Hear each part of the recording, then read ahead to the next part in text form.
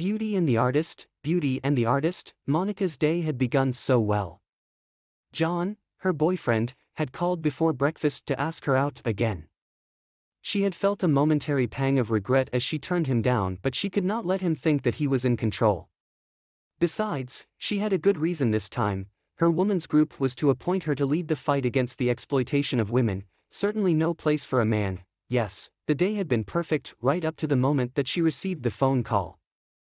Jane, her lawyer and best friend, had called while she was speaking to tell her to come to the art gallery immediately. Monica knew that Jane would not have called unless it was important, but, then again, she would not let a simple phone call ruin an otherwise perfect day, at least not until she knew what it was about. Still, she could not help wondering as to the nature of the call. Why could Jane not have left a more detailed message? There was something that she had to see for herself. Her friend had said, and it was at the art gallery. She would have to drive there to find out what it was. Monica was still perplexed as she pulled her car to the front of the gallery. Paintings by Karl, the marquee read. An old master returns to glorify young love. Monica remembered that there had been some controversy over this artist recently, something about the difference between art and pornography. Probably just another dirty old man exploiting young women, she thought. Men. That's what this was all about. John had been acting a little strange lately, much more aggressive than his usual self. Ever since that little tryst behind an old farmer's cottage, he had been acting like a little boy in a candy store, begging her to return to that spot for a second coming, as he put it. It would be the fifth as far as Monica was concerned. Monica had to admit that she was tempted. The sex had been very good, fantastic really, but she could not let John think of her as a sex object as gratifying as the sex had been. He had probably found a younger, more willing thing and was now impressing her with his interest in art before he took her to some farmer's field and had his way with her. Monica blocked out the memory of her tryst in the forest, both eager to return there and furious with herself for wanting to return. A sex object she was not, and she would not be treated like one or think like one. She slammed the car door and quickly rehearsed the speech that John would get as she approached the front of the gallery. Monica had no trouble finding Jane. She was the one who was frantically waving her arms and yelling, "Monica! Monica, you won't believe this," said Jane excitedly, almost out of breath. "I know that you would never agree to something like this, but don't worry, I've already made a few phone calls. You haven't signed anything, have you? And John, he's involved too." "We'll sue, of course." "Slow down," interrupted Monica. "I don't want to sue John." "Where is he anyway?" "I don't know." "Don't you?" "Anyway, I don't know how we'll include him in the suit, being a man and all. We'll have to work around that somehow." "Stop," said Monica. "You mean that John isn't here?" "I'm confused. You haven't seen them yet, have you?" "Seen what?" Jane gave her friend a long sympathetic look.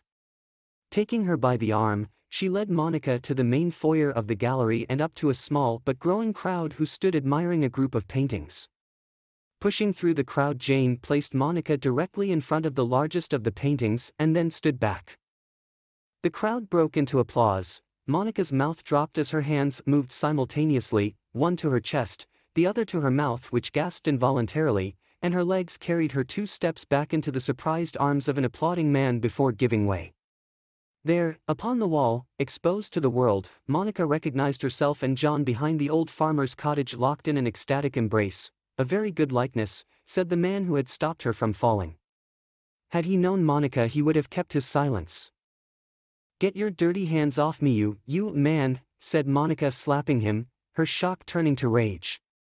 If not for Jane pulling her away by the arms, hair, or whatever else was graspable, she would have ripped his eyes out as well. A few hours and several cocktails later, Monica was finally calm enough to talk about it. Who would have the nerve to do such a thing? "And why?"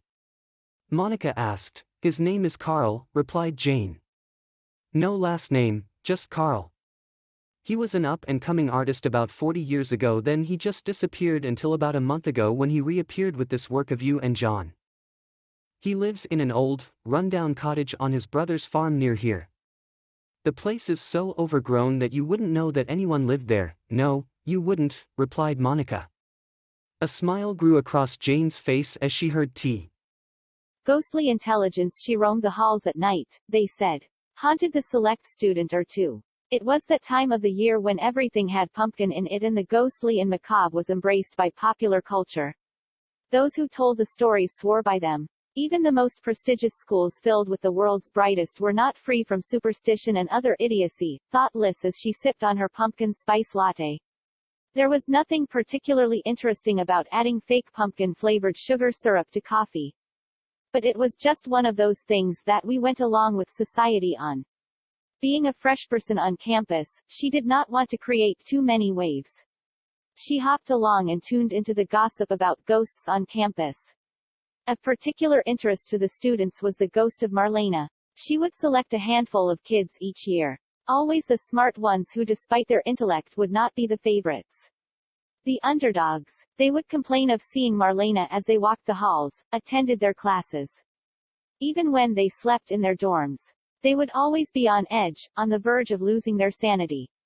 Or perhaps the world's most competitive school just got to them. The pressure burnt them out and drove them mad. Most of them had eventually graduated but were never hooked into the community or alumni networks. Then for years to come, students would talk about them. Liz hated this culture, and tried to stay as far away as she could this futile gossip. She would much rather listen to an album or read a book or go for a run than engage with her roommates and classmates. One evening, there was even an unofficial list that was doing the rounds on social media. People were idiots and this was an awful place, Liz concluded. She shook her head to herself when her roommates wouldn't stop talking about the list and the stories of Marlena. They huddled on the floor of her room sipping cheap vodka that someone had snuck in. "Oh look, it's him, he is on here," squealed a very excited Jen. Jen was everything Liz was not. Jen lived for attention. She would die for a one-up over the next person. She had utterly generic taste in everything for someone at the school. Really nothing was interesting about her other than the ability to somehow attract other basic besties, of which there were too many to count. It's Brandon, the math ta. The cute nerd who genuinely believes statistics would save us all. He is on the list, exclaimed Jen. One of the besties added, well I guess that is not a surprise. I mean he is kinda nuts, right? Haha, what is the probability that he is just generally bonkers? Another bestie chimed in. I would say the mean probability is about 100%. They all laughed. Liz took a big sip of the vodka and muttered under her breath, kill me now. Bestie 2 heard her, you saying something babe? Liz replied bluntly, what is mean probability? And 100%, really? You do realize that implies every single measure would be 100%, and then it is more of a certainty than a probability anyway. They looked puzzled and annoyed.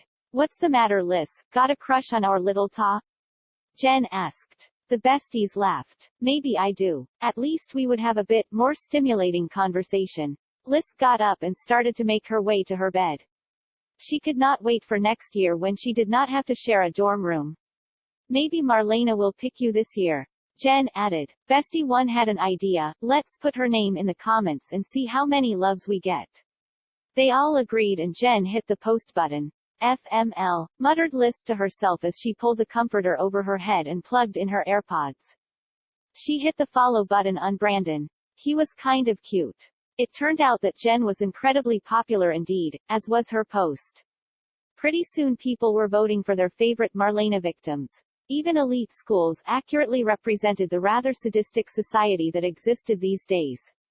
Brandon memes were thrown in with her too. A few people had noticed Liz attended his office hours. This was the case one afternoon and as she was talking to him, he noticed a notification light up on her phone on the table. Don't think too much about it. He said. Huh, about what? Liz pretended he couldn't read her mind. About that garbage on social media. It is just a blend of insecurity and sadism. He seemed calm and unfazed. Why do they say all that junk about you, Brandon? I mean there are plenty of nerdy, intellectual types here. Why do they pick on you?